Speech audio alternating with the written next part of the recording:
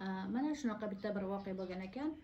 Ikkita o'rtoq uchrashib qolibdi. Ular endi maktabdan juda ham shu do'st bo'lgan ekan. Undan keyin ancha yil uchrashmasdan keyin birdan ko'rib qolgandan keyin shu do'sti birinchi do'sti ikkinchisini uyga chaqiribdi. U boshqa shaharda yashar ekan. Juda ham omadli, bolalari ham shunaqangi demak katta yutuqlarga erishgan, shunaqa oila bo'lib juda baxtli ekan. Keyin aytibdiki, "Yo'q, men uyimda mehmon bo'lib ketasan" deb uyga chaqiribdi. Undan keyin uyga kelib, o'sha mayli bir hafta turib ketaman deb, o'sha u bilan birga yashay boshlabdi. Keyin bir hafta davomida bu do'sti, shu birinchi do'sti, shu endi mehmon bo'lib kelgan shu o'rtog'idan keyin so'rabdi. "Mani oilam yoqdimi? Qanaqa kamchiliklarim bor? Shularni gapirman, xafa bo'lmayman, chunki men endi kech uylanganman, bolalarim hali yosh. Sen mana shunaqa yutuqlarga erishibsan, bolalaring ham juda ham katta omadli bo'libdi. Qanaqa men xatolarni qilyapman" deganda, keyin unda xafa bo'lmasang men aytaman debdi. Aytibdiki, masalan, shu mana san deydi, oilada oila a'zolari bilan o'tirganingda, o'sha yaqinlaring, sani xotining, o'g'illaring, qizlaring o'tiribdi. Bu yerda san ko'p o'tmishni gapiryapsan, o'tmishda o'tgan xatolarni gapiryapsan, qilgan noto'g'ri ishlaringni gapiryapsan. Bu narsalarni gapirib bo'lmaydi, chunki ular senga tog'dek qarash kerak, xuddi orqasida tog'dek bo'lib turishing kerak, sen himoyachi bo'lib turishing kerak, kuchli bo'lib turishing kerak.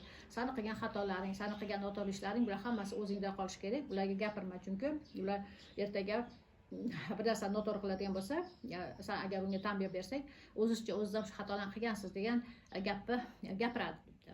Keyin ikkinchi qilayotgan xatoing bu, masalan, qancha pul borligingni. Men hayron qoldim. Sen umuman siring yo'qmi? Xotiningni oldida, bolalaring, kichkina bolalarning oldida ham bemalol mana sen ishingdan qancha bugun shu daromad olding, endi qancha puling bor, qancha pulni qo'shding, shularni hammasini gapiryapsan. Hech qachon qancha puling borligini seni do'sting ham, xotining ham, xotining bilishi mumkin, lekin mana oila a'zolari, o'g'il qizlaring bilmasligi kerak, chunki ertaga ularda shunaqangi fikr paydo bo'ladi. Agar dangasalik bo'lsa, ishlagisi kelmaydi yo bo'lmasa qanaqadir o'zicha biznes ochmoqchi bo'ladi deb aytadiki, otasidan sizdan sana pul so'raydi. Sen yo bermayman deydigan bo'lsang, qizg'anchiqsiz, sana xafa bo'ladi. U o'zi harakat qilish kerak, o'zi o'sha pul oqimlarini ochish kerak, o'zi shunaqa daromad qilishni o'rganish kerak. Sen bu yerda bemalol bolalarni gapirib o'tiribsan, ularda hech qanaqa qiziqish, ularda harakat bo'lmaydi. Ana bu ham bir noto'g'ri narsa debdi.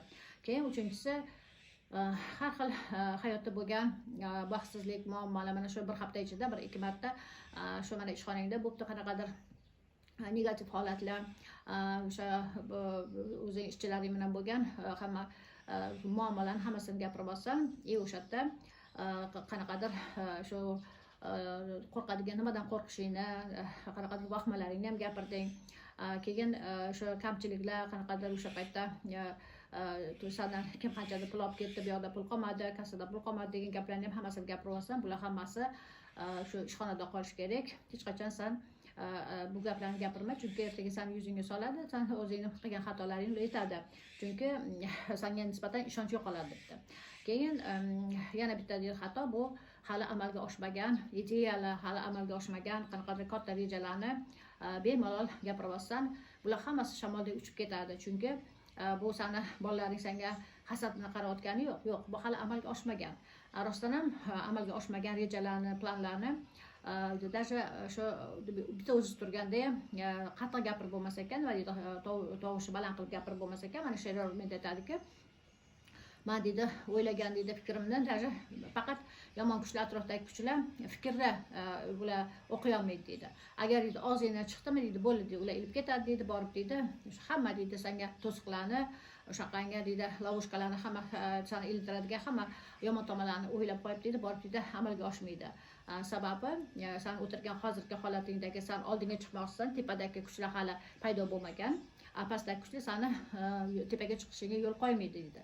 O'shaning uchun ular deydi har xil yo'llar bilan biz ko'zga ko'rinmas o'sha astralniy mir deydi, ko'zga ko'rinmas shunaqangi kuchlarni biz ongsiz deymiz. Ular juda ham ongli deydi, ular juda ham ongli deydi, ular juda aqlli deydi, ular juda deydi yo'llarni biladi deydi. Bizani deydi ko'zimiz qanaqa bitta diapazonni ko'radi, qulog'imiz qanaqa diapazonni eshitadi, ongimiz ham deydi unchalik ham agar shu narsaga yetib bormasa deydi, biz o'zimiz hali amalga oshmagan rejalarni, planlarni, ularni loyihalarni gapirganimizdan keyin ular hammasi deydi uchib yo'q bo'lib ketadi. Sababi hali unda energiya yo'q, hali unda uni bajaradigan odamlar yo'q, struktura yo'q, sistema yo'q. Bu deydi amalga oshmaydi asal.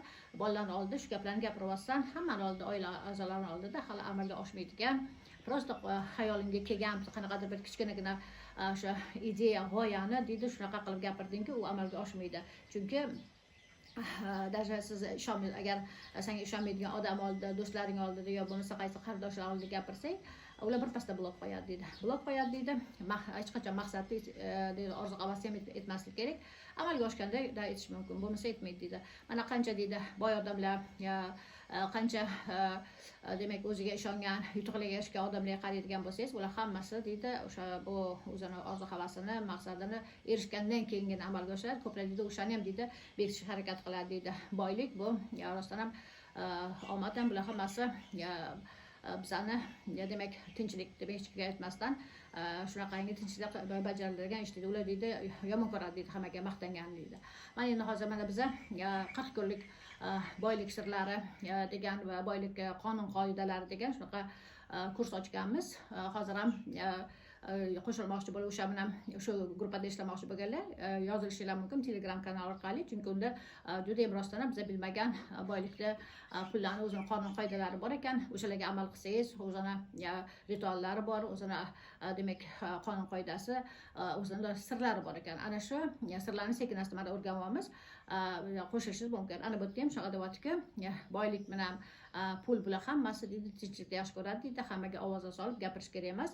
Bu shu pulni boylikni birinchi shu qonun hisoblanadi deydi. Ana undan keyin mana deydi sen oilangda ham bitta narsani ko'rdim, bu birovlarni yomonlash deydi. Kimdir senga sirini aytgan ekan, sen ana kuni qaradim, xotining bilan qattiq ovozda gaplashib o'tiribsan, shu narsani meni qulog'imga chalinib qoldi. Hozir birov g'iybat qilish yo bo'lmasa senga sirini aytgan o'sha senini demak sirini sen bemalol xotiningga aytib olsan, xotining ertaga boshqasi aytadi, shunaqasiga qilib ertaga sani o'g'illaring, qizlaring hech qachon o'zini sirini aytmaydi. Sekin asta o'zi borib xatolar qilib bo'lsa ham shu o'zini yo'lidan yuradi, lekin senga deydi hech qachon sirini aytib yo bo'lmasa qanaqadir loyihasini aytmaydi, chunki senga nisbatan ishonch bo'lmaydi. Biladiki, shu sen unaqangi ishonarli odam emassan. Bular hammasi demak shaxsni kamchiligiga kiradi. Mana shu ham katta kamchiligi bor ekan deydi. Keyin oilada har doim masalan ehtiyot bo'lish kerak. Bu oila deydi bizning poydevorimiz, fundament hisoblanadi deydi. Ayniqsa bolalar deydi kichkina deydi, ular deydi ko'p narsaga biz ahamiyat bermaydi, ko'p narsa aqli yetmaydi deymiz, lekin ba'zi paytda masalan pul yo'q deysiz, yo bo'lmasa atrofda dushmanlar deysiz, yo bo'lmasa mana shu boyish qiyin deysiz, ishlash qiyin, biznes yurish qiyin degan narsalarni siz takror gapiraversangiz, bolalarni shu anaqasiga ongasiga kirib qoladi. Ular ahamiyat bermagandek bo'ladi, lekin bu narsani bir marta, ikki marta shu dasturxon atrofida men juda ko'p eshitdim bu narsalar. Bular hammasi kirib qolgandan keyin ularda o'z ishini ochish, qanaqadir bir katta ishlar qilishga qo'rquv paydo bo'ladi deydi. Keyin o'shaning uchun masalan mana men o'zimni amakilarim bilaman, juda ham omadli odamlar bo'lishgan, o'zim otam, ular hech qachon masalan men ishxonalarda bo'lgan qanaqadir yomon holatlarni yo bo'lmasa qanaqadir stresslarni bizga hech qachon gapirishmagan, qancha pullar borligini bilganimiz yo'q. Chunki juda ham kuchli inson deb har doim orqamizda tog' turgandek bo'lardi, har doim qanaqadir bizani qiyinchiligimizga yordam beradigan juda kuchli odam deb qaraganmiz. Amakilarim ham xuddi shunaqa odamlar edi. O'shaning uchun men o'ylaymanki, oilada ota-ona mana shunaqangi shu demak shu maslahatlarga quloq solish kerak. Bolalarning oldida har qanaqa gapi bo'lar bo'lmas gaplarni, ayniqsa ularni qo'rqitadigan, ularni qanaqadir bir cho'ktiradigan gaplarni gapirmaslik kerak. Bola har doim uyga kelganda bilish kerakki, bu yerda ota-onasi kuchli, ota-onasi har qanaqa demak qiyinchilik, to'siqlarni yengadigan, qo'lidan hamma narsa keladigan, shunaqangi bir tog'dek turish kerak. Bularga e'tibor bering. Hurmatli obunachilar, agar videomiz yoqqan bo'lsa, like bosib, izohlar qoldiring, podpiska bo'ling.